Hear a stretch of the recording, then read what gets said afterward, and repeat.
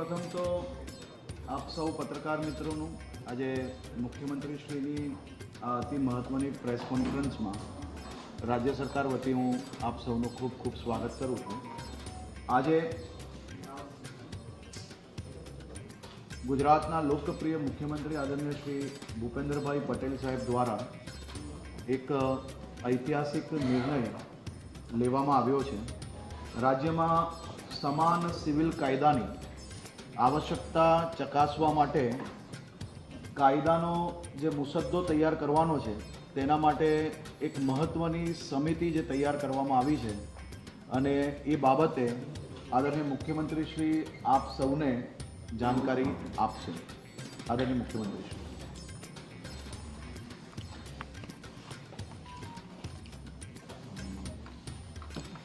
नमस्कार। આપણે સૌ એવા મહાન રાષ્ટ્રના નાગરિકો છીએ કે ભારતીયતા આપણો ધર્મ છે અને બંધારણ આપણું ધર્મ ગ્રંથ છે। ભારતનું બંધારણ નાગરિક ધર્મ નિભાવવા માટે સૌનું પથદર્શન કરતું આવ્યું છે। વિશ્વ નેતા અને લોકપ્રિય વડાપ્રધાન શ્રી નરેન્દ્રભાઈ મોદીના નેતૃત્વમાં આ વર્ષે આપણે સંવિધાનના 75 વર્ષની ઉજવણી કરી રહ્યા છીએ। વડાપ્રધાન મોદી સાહેબે દેશના તમામ નાગરિકોને સમાન હક મળે તે માટે કોમન સિવિલ કોડનો દેશવ્યાપી અમલ કરવાનો નિર્ણય કર્યો છે। આદરણીય વડાપ્રધાન શ્રી નરેન્દ્રભાઈ મોદીની ભારતીય જનતા પાર્ટીની સરકાર જે કહેવું તે કરવું એક કાર્યમંત્રને અનુસરીને સરકાર કામ કરે છે। આર્ટિકલ 370ની નાબૂદી, વન નેશન વન ઇલેક્શન, નારી શક્તિ વંદના અધિનિયમ, ટ્રિપલ તલાક કાનૂન વગેરે માટે જે વચનો આપવામાં આવ્યા તે એક પછી એક પૂર્ણ થઈ રહ્યા છે।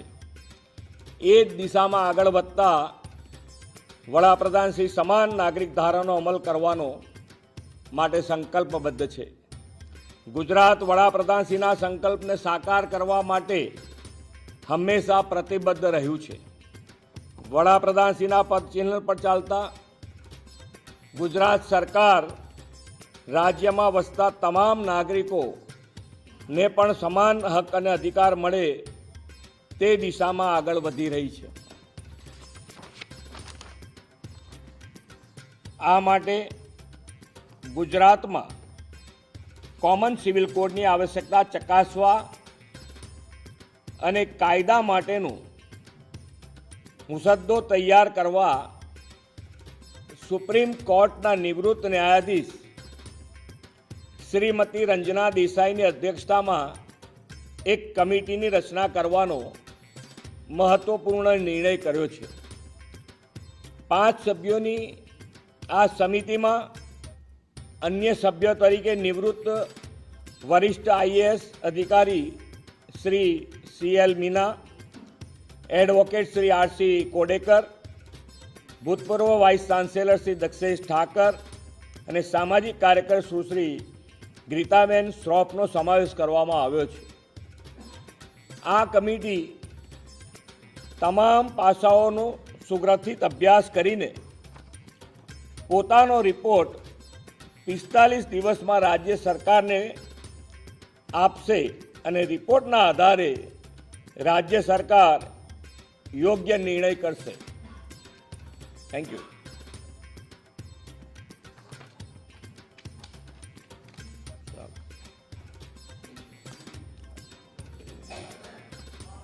हिंदी को क्या हुआ था?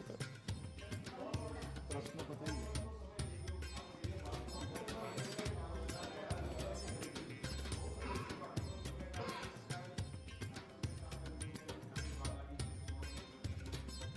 ભારતીય જનતા પાર્ટીની સરકારનો હંમેશાથી એક વ્યવહાર રહ્યો છે કે જે બોલે એનું પાલન કરે, અને ગુજરાતમાં કે દેશમાં ભારતીય જનતા પાર્ટીની સરકાર દ્વારા જેટલા વચનો આપવામાં આવ્યા છે તેનું પાલન કરવામાં આવ્યું છે, અને બધા જ કામ એક પછી એક મહત્ત્વ આપીને એ કામગીરીને પૂર્ણ કરવામાં આવી રહ્યું છે. અને આમાં બી મુખ્યમંત્રીશ્રીએ ખાસ નિર્ણય લીધો છે કે માત્ર 45 દિવસની અંદર રાત દિવસ એક કરીને આ રિપોર્ટ તૈયાર કરીને રાજ્ય સરકારને રજૂ કરવામાં આવે અને સમયસર એ કામગીરી પૂર્ણ કરવામાં આવે.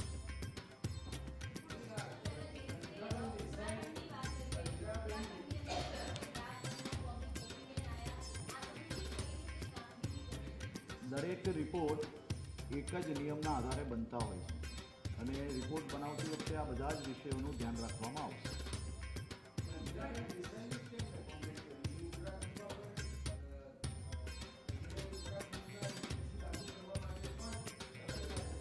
રંજનાબેન દેસાઈ એ સુપ્રીમ કોર્ટના એક્સ જસ્ટિસ છે અને એક ખૂબ જ અનુભવ ધરાવતા વ્યક્તિત્વ છે.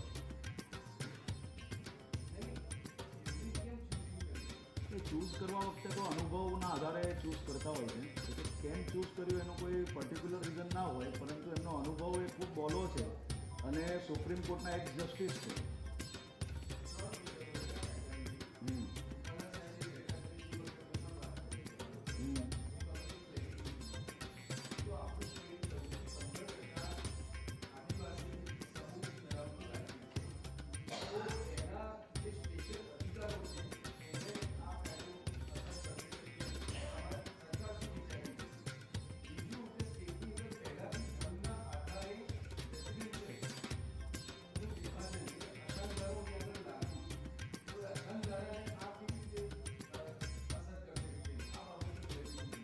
સર્વપ્રથમ તો આ ખૂબ મહત્ત્વનો પ્રશ્ન છે.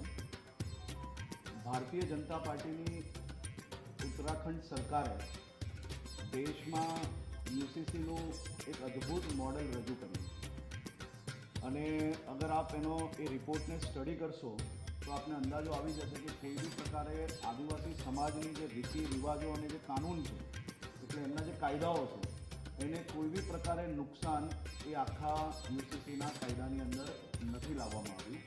અને દેશના ગૃહમંત્રી આદરણીય શ્રી અમિતભાઈ શાહ સાહેબે બી ઝારખંડમાં એક સભા દરમિયાન દેશભરને સંબોધતા એમને કહ્યું છે કે યુસીસીના કાયદામાં આદિવાસી સમાજને અમે જે બી રાજ્યની અંદર કાયદો લાવશો ત્યાં સંપૂર્ણ ચિંતા કરીને આદિવાસી સમાજના રીતિ રિવાજો અને એના જે કાયદાઓ છે તેનું સંરક્ષણ સંપૂર્ણ કરવામાં આવશે.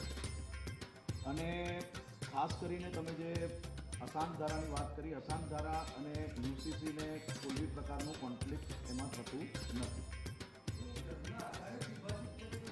એ ધર્મના આધારે વિભાજિત નથી થયા, એ ક્યાંક ને ક્યાંક ત્યાં જે કાનૂન પરિસ્થિતિ હોય, ત્યાં જે ઘટનાઓ થઈ હોય એના આધારિત આપણે નક્કી કરતા હોઈએ છીએ.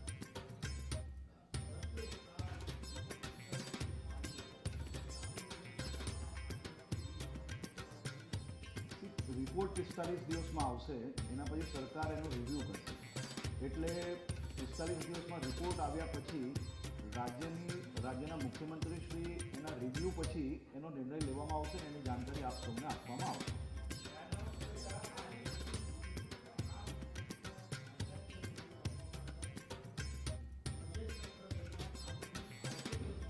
મેં આપણે એ જ કહ્યું કે 45 દિવસમાં સરકારને જ્યારે રિપોર્ટ રજૂ કરવામાં આવશે તે પછી સરકાર દ્વારા એનો આખો રિપોર્ટને રિવ્યૂ કર્યા પછી જે અનુકૂળ સમય હશે તે વખતે મુખ્યમંત્રીશ્રી નિર્ણય લઈને એને વિધાનસભામાં લાવશે.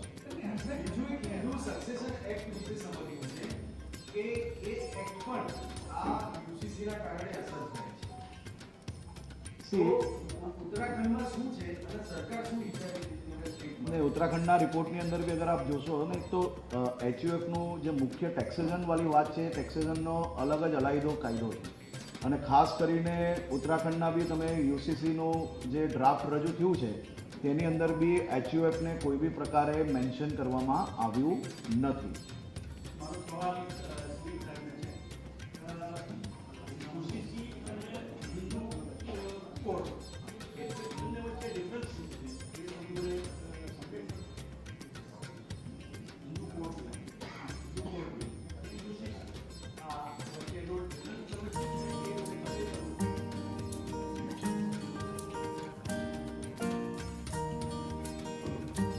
આમાં સર્વપ્રથમ એ બેની જે તફાવત છે એ તફાવતને સમજવા અને લોકોના વ્યૂ લેવા માટે આ રિપોર્ટ રજૂ કરવા માટેની કમિટી બનાવવામાં આવી છે અને એમના જ માધ્યમથી આ આખો રિપોર્ટ તૈયાર થશે અને સરકારને રજૂ થશે. પછી મુખ્યમંત્રીશ્રી એનું આખું નિરીક્ષણ કર્યા પછી રાજ્યના એસેમ્બલીની અંદર એને રજૂ કરવામાં આવશે. એટલે એ વિષયની બી સંપૂર્ણ માહિતી એની અંદર આપવામાં આવશે.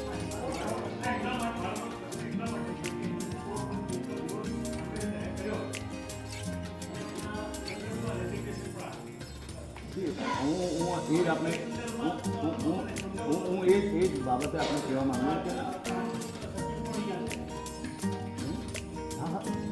કુલ મળીને તમને એ જ સમજાવવા માંગુ છું કે આ કોઈ એક સમાજ માટે કાયદો નથી લાવવાનો. યુસીસી એટલે કે બધા જ સમાજ માટે એક સમાન કાયદો લાગુ પડે તે માટે એના માટે યુસીસી લાગુ કરવામાં આવે. અને બીજો વિષય છે કે એનું જ્યારે રિસર્ચ અને એના માટે જે કમિટી બનાવવામાં આવેલી છે અને કમિટીના રિપોર્ટના આધારે જે દિવસે રિપોર્ટ રજૂ થશે તે દિવસે જરૂરથી તમને આ વિષયમાં ડિટેલ્ડ માહિતી આપવામાં આવશે. આમાં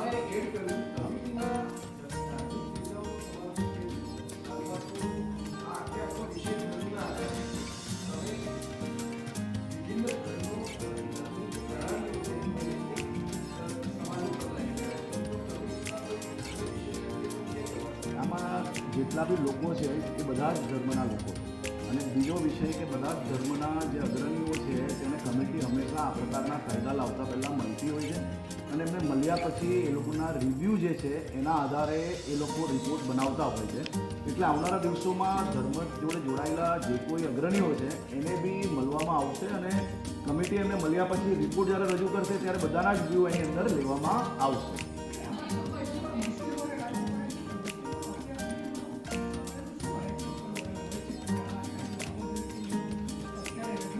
એના માટે કમિટી બનાવેલી છે અને કમિટી બધા જ લોકોને સાંભળશે. ત્યારે એક પર્ટિક્યુલર તમે જે કોઈ સમાજનું વાત કરો બધા જ સમાજને સાંભળશે, એમાં મુસ્લિમ સમાજને બી સાંભળશે.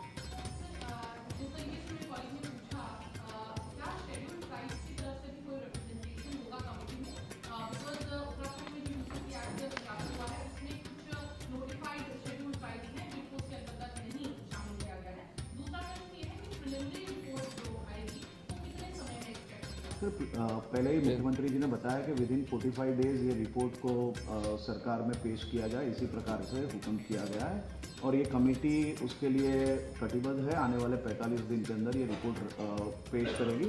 और ख़ास तौर पे मैंने आपको पहले भी बताया कि आदिवासी समाज को उत्तराखंड में जो यूसीसी बिल जो पेश हुआ है वो एक देश के लिए एक बहुत ही श्रेष्ठ उदाहरण है जिसमें आदिवासी समाज की रीति रिवाज उनके कानूनों का संरक्षण करने के लिए आदिवासी समाज को यूसीसी में खास तौर से संरक्षण दिया गया और किसी भी प्रकार से आदिवासी समाज को इसमें लागू नहीं किया गया.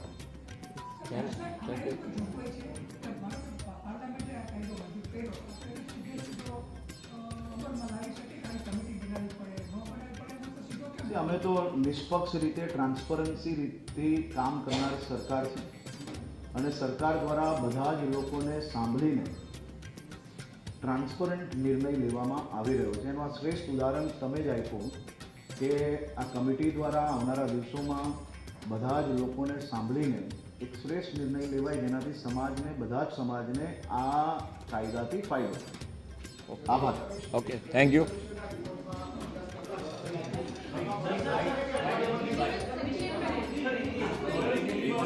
हिंदी वाइट आप हिंदी वाइट आप હું લઈ આ સર્વેની કમિશન આપણે નિમ્યું એનો રિપોર્ટ હજુ બહાર નથી આવતો.